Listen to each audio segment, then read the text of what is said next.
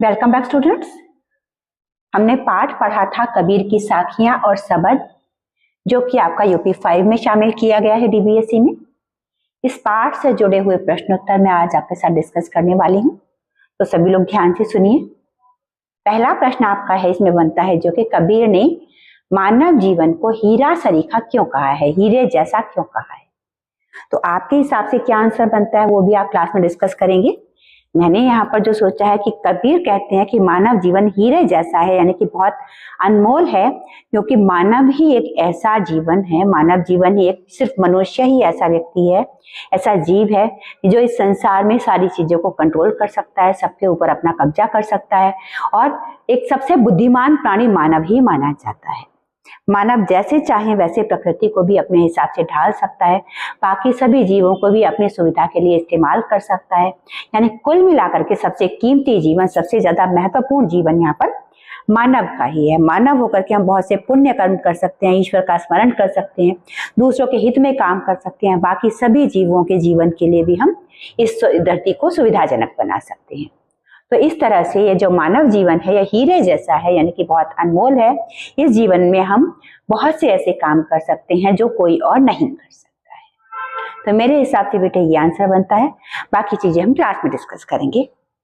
अगला प्रश्न है, मानव जीवन हीरे जैसा किस प्रकार है और मनुष्य इसे कौड़े की तरह कैसे बर्बाद कर रहा है, अपने विचार बताइए। तो मानव जीवन हीरे जैसा किस प्रकार है आपके हिसाब से भी यहाँ पर पूछा गया है।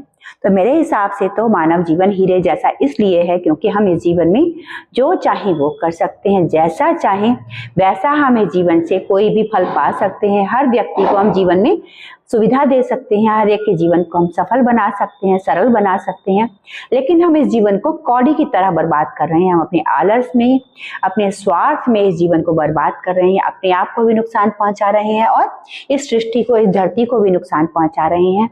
हम किसी के परोपकार का कोई काम नहीं कर रहे हैं, हम किसी पर दया नहीं कर रहे हैं, हम किसी के लिए सहयोग नहीं कर रहे हैं।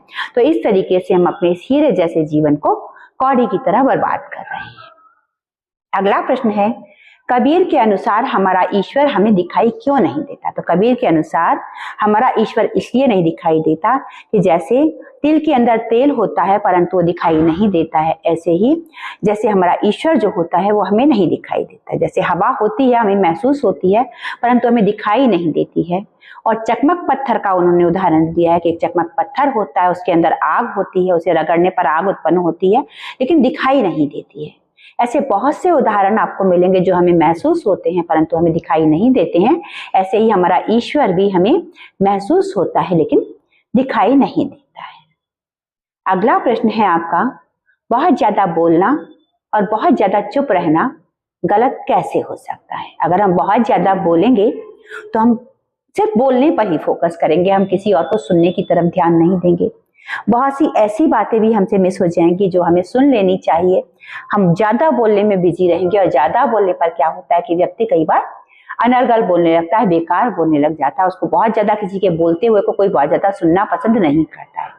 हम कितना ही बोलें पर सुनने वाले अपनी कैपेसिटी से ज्यादा सुनना पसंद नहीं करते हैं। साथ में बहुत सी बातें ऐसी होंगी कि जल्दबाजी में हम गलत बोल जाएंगे, ज्यादा बोलेंगे तो कुछ ना कुछ बातें गलत भी बोलेंगे जो कि दूसरों को बुरी लग सकती है या हमारे रिश्ते खराब हो सकते हैं। साथ ही बहुत ज्यादा चुप रहना ऐसे गलत हो सकता है कि जहां बोलना चाहिए वहां भी अगर हम नहीं बोलेंगे तो हमारे विचार दूसरों तक नहीं पहुंचेंगे, हमारी बात दूसरों तक नहीं पहुंचेगी। हम जो कहना चाहते हैं, हम जो किसी बात को स्पष्ट करना चाहते हैं, कोई कारण देना चाहते हैं, कोई वजह बताना चाहते हैं, कोई संदेश देना चाहते हैं, कुछ भी हम दूसरों तक नहीं पहुंचा पाएंगे अगर हम बहुत ज्यादा चुप रहेंगे। तो इस तरीके से बहुत ज्यादा बोलना भी गलत है और बहुत ज्यादा चुप रहना भी गलत है। आगे प्रश्न है, बहुत ज्यादा बारिश या बहुत ज्यादा धूप किस प्रकार ठीक नहीं है। बहुत ज्यादा बारिश होती है तो जगह जगह बाढ़ आ सकती है, लोग घर डूब सकते हैं, मकान टूट सकते हैं, लोग डूब सकते हैं, मृत्यु हो सकती है, बहुत सारा नुकसान हो सकता है, फसलें बर्बाद हो जाएंगी, नदियों में बाढ़ आ जाएगी, पानी ही पानी चारों तरफ हो जाएगा, सारे के सारे काम रुक जाएंगे। आपका भी स्कूल बंद हो जाता है, कभी बहुत ज्यादा बारिश हो जाती है तो बारिश में सारे के सारे काम काज रुक जाते हैं, आने जाने में हर जगह परेशानी होने लग जाती है, गलियों में घरों में पानी भर जाता है और इस तरीके से उसके बाद बहुत सारी बीमारियां फैलने लग जाती हैं। तो इस तरीके से बहुत ज्यादा बारिश खतरनाक होती है। बहुत ज्यादा धूप किस प्रकार खतरनाक हो सकती है? बहुत ज्यादा धूप पड़ेगी तो बहुत ज्यादा गर्मी बढ़ जाएगी, हमारे यहाँ से धरती पर से पानी सूख करके खत्म होना शुरू हो जाएगा, धीरे धीरे पानी की कमी होने लग जाती है गर्मियों में, आपने देखा है।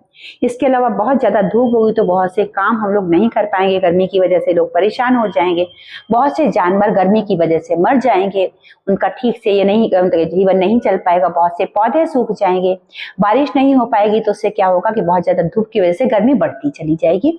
इस तरीके से धरती के लिए खतरनाक होगा और हम सब इंसानों के लिए भी, सभी जीवों के लिए खतरनाक होगा। अगला प्रश्न है, कबीर ने अपनी साखी में कुआं, पानी और बर्तन के माध्यम से किन चीजों की ओर संकेत किया है? तो कबीर ने अपनी साखी में कहा था कि कुआं एक ही है, उसमें से हम अलग अलग बर्तनों में पानी भरते हैं, तो पानी तो सबके अंदर एक ही होता है लेकिन वो बर्तन अलग अलग होते हैं। तो ये सांकेतिक भाषा में कबीरदास ने अपनी बात समझाई है। कुआं उन्होंने कहा है ईश्वर को, और बर्तन कहा है सभी जीवों को, और पानी कहा है उनके अंदर मौजूद आत्मा को। यानी कि ईश्वर एक ही है, उसी ने हम सबके अंदर पानी भरा है, यानी कि हम सबके अंदर उसी का अंश है, आत्मा है जो, और हम सब जीवों का शरीर जो है वो बर्तन की तरह है जिसके अंदर एक ही आत्मा है, यानी कि उसी कुएं का पानी हम सबके अंदर है, यानी कि उसी ईश्वर का अंश हम सबके अंदर है, चाहे हमारे शरीर अलग अलग रूप के हों, अलग अलग रंग के हों। तो इस प्रकार कबीर ने कुआं ईश्वर को कहा है, पानी हमारी आत्मा को कहा है, और बर्तन हमारे शरीरों को कहा है। तो इस प्रकार वो एकता का संदेश देते हैं सांकेतिक भाषा में कि हम सब एक ही हैं। अगला प्रश्न है कि कबीर सब कुछ धीरे धीरे करने की बात क्यों कहते हैं? यहाँ धीरे धीरे करने से क्या तात्पर्य है? तो कबीर यहाँ पर हमें जो कहते हैं, धीरे धीरे रे मना धीरे सब कुछ होए, माली सींचे सा घड़ा ऋतु आए फल होए। यानी कि कबीरदास जी हमसे कहते हैं कि हमें किसी भी काम को करते समय अफरा तफरी नहीं करनी चाहिए, जल्दबाजी नहीं करनी चाहिए, क्योंकि बहुत जल्दबाजी करने से क्या होता है कि काम बिगड़ सकता है। हमें धैर्य के साथ सोच समझकर काम करना चाहिए और कभी भी जल्दबाजी नहीं करनी चाहिए, धीरज रखना चाहिए, क्योंकि जब समय आता है तभी फल आता है, ऋतु जब आती है तभी किसी वृक्ष पर फल आता है, चाहे हम उसे 100 घड़े पानी से सींच दें। यानी कि कोई कार्य जिसके बारे में हमें पता है कि इसको होने में इतना समय लगने वाला है, उसको पूरा करने की हमें जल्दबाजी नहीं करनी चाहिए। अब धीरे धीरे करने का मतलब ये यहाँ पर नहीं है कि हम बहुत ज्यादा धीरे धीरे जान के करने लगें, अपनी रफ्तार से हमें काम करना चाहिए और धैर्य धारण करते हुए काम करना चाहिए। यहाँ धीरे धीरे से मतलब ये नहीं है कि आप अपने काम करने की रफ्तार घटा दें, यहाँ धैर्य धारण करके, धैर्य रखते हुए, पेशेंस रखते हुए काम करने की बात कही गई है बेटे। ऐसा ना हो कि आप होमवर्क करने बैठे और वहां भी कह दें कि हमें कबीरदास जी ने कहा कि बहुत धीरे धीरे करना है तो हम एक दिन में एक ही क्वेश्चन लिखेंगे। ऐसा नहीं करना है, ऋतु आने से पहले फल आ जाना चाहिए, ऋतु आने पर फल आ जाना चाहिए, यानी कि जब आपकी कॉपी चेक हो तब तक आपका काम कंप्लीट हो जाना चाहिए। यानी कि धैर्य धारण करते हुए काम कीजिए। आप अगर सोचे हमें हर सब्जेक्ट में काम मिला है और घबरा जाएं कि जल्दी जल्दी कर लें, तो नहीं होता है बेटे। इसको आप ऐसे समझिए कि आप धैर्य धारण कीजिए और जितनी रफ्तार से आप करते हैं उसी तरीके से धीरे धीरे काम करते रहिए और सारा कुछ हो जाएगा। यकीन मानिए आपका पूरा होमवर्क कंप्लीट हो जाएगा अगर आप धीरे धीरे करते रहेंगे तो। धैर्य धारण करते हुए घबराएं नहीं, इसका सेंस सिर्फ यही है। तो धीरे धीरे करने से मतलब यही है कि आपने घबराना नहीं है और अपना कार्य कंसिस्टेंटली लगातार करते रहना है, धैर्य धारण करते हुए, पेशेंस रखते हुए। अगला प्रश्न है, किसी व्यक्ति के ऊंचे कुल में जन्म लेने पर भी वह व्यक्ति किस प्रकार समाज के लिए स्वीकार्य नहीं होता है? हो सकता है ऐसा, तो कोई व्यक्ति अगर ऊंचे कुल में पैदा भी हुआ है परंतु उसके काम अच्छे नहीं है, उसके अंदर कुछ गलत आदतें हैं, वो सही से लोगों के साथ बात नहीं करता है, उसका व्यवहार अच्छा नहीं है, तो ऐसे व्यक्ति को लोग पसंद नहीं करते हैं। ऐसा व्यक्ति समाज के लिए स्वीकार्य नहीं होता है। अच्छा व्यक्ति जिसके कर्म अच्छे हैं, जो सबके साथ सहयोगी है, जिसका व्यवहार अच्छा है, जिसकी आदतें अच्छी हैं, ऐसे व्यक्ति को किसी भी कुल में जन्म ले इस बात से कोई फर्क नहीं पड़ता है। सभी लोग सम्मान देते हैं, सभी लोग स्वीकार करते हैं। तो यहाँ पर ऊंचे कुल में जन्म लेना कभी भी सम्मान पाने का क्राइटेरिया नहीं है। इस बात को यहाँ पर कबीरदास जी ने क्लियर किया है। अगला प्रश्न है प्रश्न 9, किसी व्यक्ति की पहचान उसके कर्म से होती है या कुल से? तो किसी भी व्यक्ति की पहचान उसके कर्म से होती है, उसके कुल से नहीं होती है। क्योंकि अगर हम किसी डॉक्टर के पास जाते हैं तो उसके पास हम इसलिए जाते हैं क्योंकि वो एक अच्छा डॉक्टर होता है, इसलिए नहीं कि वो एक अच्छे खानदान का होता है। हम किसी टीचर के पास जाते हैं तो इसलिए जाते हैं क्योंकि वो हमें अच्छी तरह से पढ़ाता है, इसलिए नहीं जाते हैं क्योंकि वो बहुत अच्छे कुल में पैदा हुआ होता है। हम किसी कपड़े बेचने वाली दुकान पर जाते हैं, कहीं भी जाते हैं, हम पुलिस के पास जाते हैं, डॉक्टर के पास जाते हैं, किसी इंजीनियर के पास जाते हैं, किसी मिस्त्री के पास जाते हैं, तो इसलिए जाते हैं क्योंकि उसका कर्म हमें पता होता है, वो काम अच्छा करता है, हमें अपनी सेवाएं दे सकता है या फिर हमें अपना सहयोग दे सकता है। हम किसी व्यक्ति के पास इसलिए नहीं जाते हैं कि वो अच्छे कुल में, बड़े कुल में पैदा हुआ होता है। तो यही तर्क आप लोग लिख सकते हैं, बाकी कोई और तर्क आपके पास है तो वो भी आप लिख सकते हैं। अगला प्रश्न है, कबीर स्वर्ण कलश की निंदा क्यों करते हैं? कबीर स्वर्ण कलश की निंदा नहीं कर रहे हैं। एक्चुअली कबीर कह रहे हैं कि स्वर्ण कलश में भी अगर शराब भरी हुई है तो वो निंदा का ही पात्र होगा, उसकी निंदा ही की जाएगी। स्वर्ण कलश बहुत अच्छी चीज है। कबीर दास जी ने स्वर्ण कलश की निंदा नहीं की, उन्होंने कहा कि स्वर्ण कलश बहुत ही महंगा होता है, सुंदर है, परंतु अगर उसमें भी शराब भर दी जाए, शराब भर दी जाए तो लोग, सज्जन जो है उसकी निंदा ही करेंगे, अच्छे लोग उसकी निंदा ही करेंगे, उसका बुरा ही बताएंगे। यानी कि कोई व्यक्ति चाहे कितने ही अच्छे खानदान में पैदा हुआ हो, कितने ही अच्छे परिवार में पैदा हुआ हो, कितने ही अमीर परिवार में पैदा हुआ हो, परंतु अगर व्यक्तिगत रूप से उस व्यक्ति के अंदर अच्छी आदतें नहीं है, उसका अच्छा व्यवहार नहीं है, तो लोग उसको पसंद नहीं करते। तो यहाँ पर कबीर दास जी ने स्वर्ण कलश की निंदा नहीं की है, बल्कि स्वर्ण कलश में यदि सुरा भर दी गई है, शराब भर दी गई है, तो उसकी निंदा की है। अगला प्रश्न आपका सबद से है बेटे। तो मनुष्य ईश्वर को कहाँ कहाँ ढूंढता है?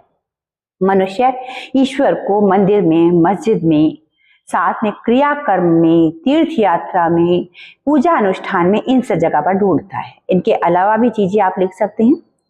इसके बाद प्रश्न है, मनुष्य ईश्वर को क्यों नहीं खोज पाता है? मनुष्य ईश्वर को इसलिए नहीं खोज पाता है क्योंकि वो उसको, ईश्वर को मंदिरों में ढूंढता है, मस्जिदों में ढूंढता है, क्रियाकर्म में ढूंढता है, योग वैराग में ढूंढता है, तीर्थ यात्रा में ढूंढता है, जबकि ईश्वर इन सब जगहों पर नहीं होता है। ईश्वर तो सबकी सांस के अंदर है, ईश्वर तो सभी जीवों के अंदर मौजूद है, परंतु मनुष्य ईश्वर को और जीवों के अंदर और अपने अंदर नहीं खोजता है, इसलिए मनुष्य ईश्वर को नहीं खोज पाता है। अगला प्रश्न है, कबीर के अनुसार ईश्वर कहाँ है? तो कबीर के अनुसार ईश्वर हम सबके अंदर है, हम सबके मन में है, ईश्वर कहीं बाहर नहीं है। ईश्वर हम सभी जीवों की सांस में है, हम सब सांसों की सांस में है, यानी कि जितने भी जीव हैं उन सब के अंदर कहीं ना कहीं ईश्वर का ही वास है। और ये बात कहते हुए कबीर दास जी कहीं ना कहीं हमें ये संदेश देना चाहते हैं कि हमें जीव मात्र से प्रेम करना चाहिए, किसी के साथ हमें कोई गलत व्यवहार नहीं करना चाहिए। अगला प्रश्न है, कबीर ने ईश्वर को सब श्वासों के श्वास में क्यों कहा है? कबीर ने ईश्वर को सब श्वासों के श्वास में इसलिए कहा है क्योंकि हमारे अंदर, सभी के अंदर उसी परमात्मा का अंश है, उसी की वजह से हम सब सांस लेते हैं, जीवित हैं, हम सबके अंदर उसी ईश्वर का कहीं ना कहीं अंग है, हम सब के अंदर ईश्वर का ही वास है। कबीर दास जी का मानना है कि सभी के अंदर ईश्वर का वास है, सबके अंदर ईश्वर निवास करता है और हमें सभी के साथ अच्छा व्यवहार करना चाहिए, तभी ईश्वर हमसे प्रसन्न होंगे, क्योंकि हर जीव के अंदर ईश्वर का ही वास है। तो ये थे आपके प्रश्न बेटा, इनके उत्तर आपको अपनी नोटबुक में लिखने हैं और अच्छी तरह से कोई आपको डाउट है तो आपको समझ लेना है। आप लोग डाउट्स अपने कमेंट सेक्शन में पूछ सकते हैं। Have a great day ahead. जय हिंद, जय भारत।